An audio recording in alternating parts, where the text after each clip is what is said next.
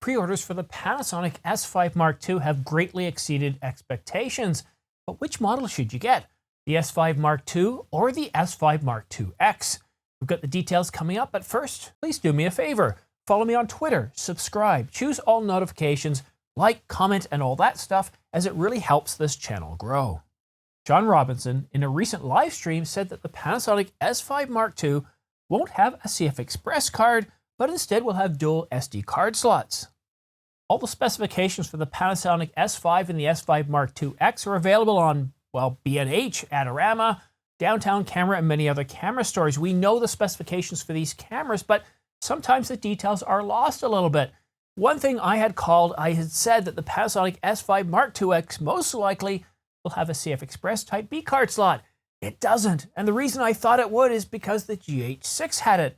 CF Express Type B card slot, it had Apple ProRes, and it can record at a staggering 1.9 gigabits per second. And the S5 Mark IIx can also record at 1.9 gigabits per second in Apple ProRes, but only externally. Internally, it can't. It can also record up to 800 megabits per second in All-I, but again, externally. You see, internally, it's capped out at 600 megabits per second. While it can record Apple ProRes internally, it's limited to 1080. The Panasonic S5 Mark IIx is separated from the Mark II by just $200. And some of the things we get are Apple ProRes and higher bit rates, but the same resolution, same frame rates. Nothing really else has changed. So is there enough value in the Mark IIx, the S5 Mark IIx, to get it over, well, the base model? And initially, I was looking forward to the S5 Mark IIx, and it certainly got that sort of badass dark gray kind of covert ops kind of look, and I still like both cameras, but I don't know, it's kind of harder for me to, well, make a recommendation, but let me put it to you this way. So right now I'm recording with a Canon EOS R5 in my studio. This is Studio A, and I have a Ninja 5 external recorder. So I'm using an external recorder. I spent extra money for this on top of an already expensive camera. And is it worthwhile? Well, yes, it is. But also for, well, Canon, we have that 30-minute record limit. And when I bought the camera, we had that overheat issue, which we don't apparently have with the Panasonic S5 Mark IIx. But if you want those extra benefits, and while some of my colleagues might say you want everything in camera because it reduces the amount of things that can go wrong, it reduces how many settings, how many things you have to follow on a checklist, I got to say that by using the Panasonic, by using the Ninja 5, it's really helped my work because I'm able to record in Apple ProRes 422. I'm able to record with a larger monitor. I can look just above the camera. I've got this much larger screen, and with my eyesight going, this 5-inch screen is much better, and I can see this huge, well, it doesn't have any tele lights, but it has this big red border around it, which the R5 doesn't. So there's certainly other benefits. It also has waveforms, vector scopes, color waveforms. It's got false colors. It's got many exposure tools that, well, the camera doesn't have. And I get it that the Panasonic S5 Mark II and the Mark IIx, they certainly have some more video capabilities like waveforms and vector scopes, but it doesn't replace the benefits. An external recorder like the Ninja 5 or the Ninja 5 Plus certainly has many benefits that it can add to the process.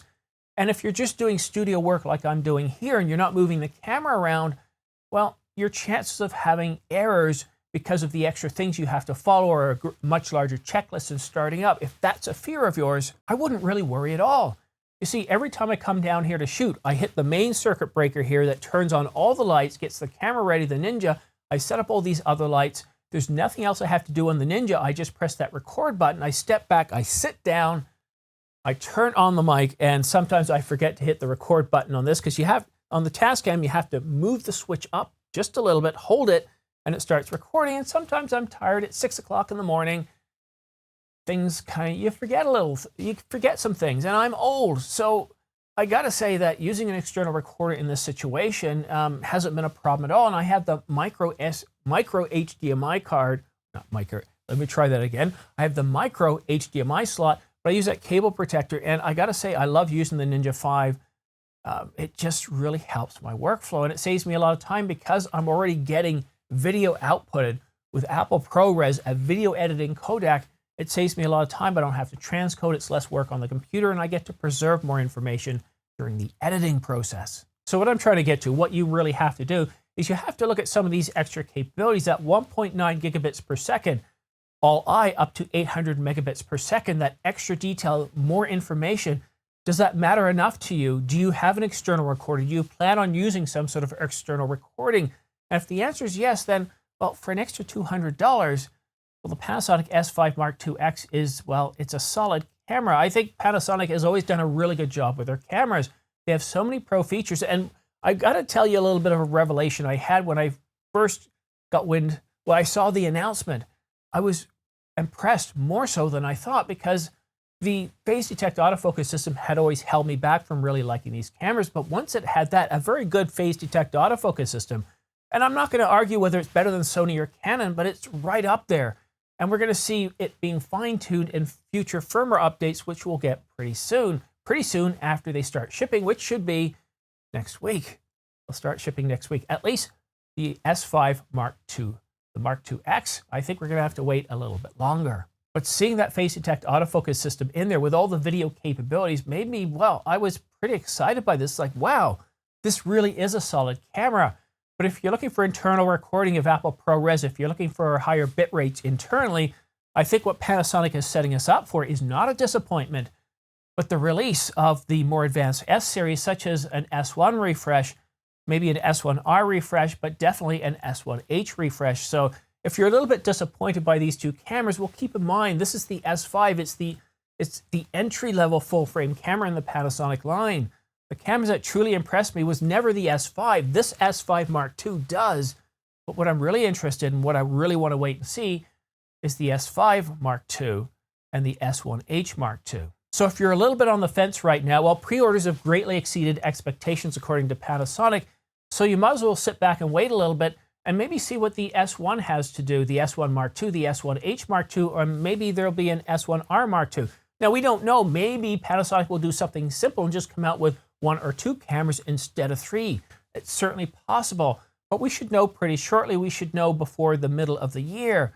And if you do want to get the S5 or the S5X Mark II, well, like I said, those pre-orders have greatly exceeded expectations. They're already on backlog. So one thing I've learned when it comes to purchasing anything, it doesn't hurt to wait. By waiting, by carefully weighing your options, you'll reduce your chances by, well, suffering from buyer's remorse. And I hate that when that happens. That used to happen to me a lot when I was younger, because I'd get excited over something. I'd rush out, I'd buy it, and I'd have it, and I'd be like, yeah, this wasn't what I was interested in. The S5 Mark II, the S5 Mark IIx are very solid cameras. The Mark IIx is only $200 more. But when the S1 Mark II comes out, the S1H Mark II comes out, if the, well, specifications are much greater than the base models, the previous models, the Mark Is, then if you purchase the S5 Mark II, you might be a little bit disappointed. But my only disappointment with the Panasonic S5 Mark IIx is not putting a CF Express Type B card slot in there. I would love to be in that meeting at Panasonic in Japan when they were deciding whether to put one in or not, because you know they had this conversation. You know they were thinking about it. They said, look, we put it in the Panasonic GH6. It's there. People are expecting it. I wish it was in this camera. I have the Canon EOS R5. When I was looking at buying this camera, I didn't like that it had a CF Express Type B card slot. I really wish it had dual UHS-2 card slots. And my argument at the time was V60, V90 SD cards are more than fast enough. And they are. If you look at Angelbird, the V60 card has a minimum sustained write speed of 140 megabytes per second. And that's more than fast enough for this camera. It's more than fast enough for other cameras. But the first time I started shooting with the CF Express Type B card slot, I was significantly impressed. Not only could I record in everything the Canon EOS R5 could throw at it, 8K RAW, 30 frames per second, 325 megabytes per second, something like 2,600 megabits per second. It's a huge amount of data, but that doesn't come close to what the latest and fastest CF Express cards can do. The AV Pro Mark II from Angelbird, which I own, the 1 terabyte, the 2 terabyte, and even the 4 terabyte, they're capable of, are you ready for this? 1.4 gigabytes per second, not bits, or 1,400 megabytes per second. That's just absolutely staggering. For most situations, you're not going to need that. But where the performance really comes in is when you take those cards, you put them into your computer. And what I do, because it's not Apple ProRes shooting out of the Canon R5, unlike the Panasonic, I use Apple's compressor, and I actually compress, or I convert the files to Apple ProRes 422 on the CF Express card. It's more than fast enough. It's faster than most SSDs. Most SATA SSDs are limited to around 500 megabytes per second. This is 1400. So for transcoding, they're great. But in terms of read speed, getting the content off the cards, we're looking at, well, a speed close to 1600 or 1700 megabytes per second, which really makes a difference. So that's my only disappointment with the Panasonic S5 Mark IIx. There's no CF Express Type B card slots. But I'm willing to put my neck on the block again and say that the S1 Mark II or the S1H Mark II will most likely have at least one CF Express Type B card slots. And if you want to stay up to date on all the latest camera news and rumors, specifically what Panasonic's going to do in the refresh, or maybe you're interested in the Canon EOS R5 Mark II, or maybe even the Nikon Z8, well then do me and yourself a favor by clicking that subscribe button and choosing all notifications. By choosing all notifications, as soon as I publish a video like this one here, well, you save yourself an awful lot of time. You don't have to waste all your time scrubbing the latest Twitter feeds, RSS feeds, your favorite websites, YouTube channels, print magazines. I've got it all right here because I cover all the major camera brands and all the major camera rumors. And if you're still interested in pre-ordering the Panasonic S5 Mark II or the S5 Mark IIx, please use my links down below for Amazon.com or B&H. But that's it for now. Have yourself a great day and have yourself a great weekend. Thanks so much for watching. We'll see you again soon.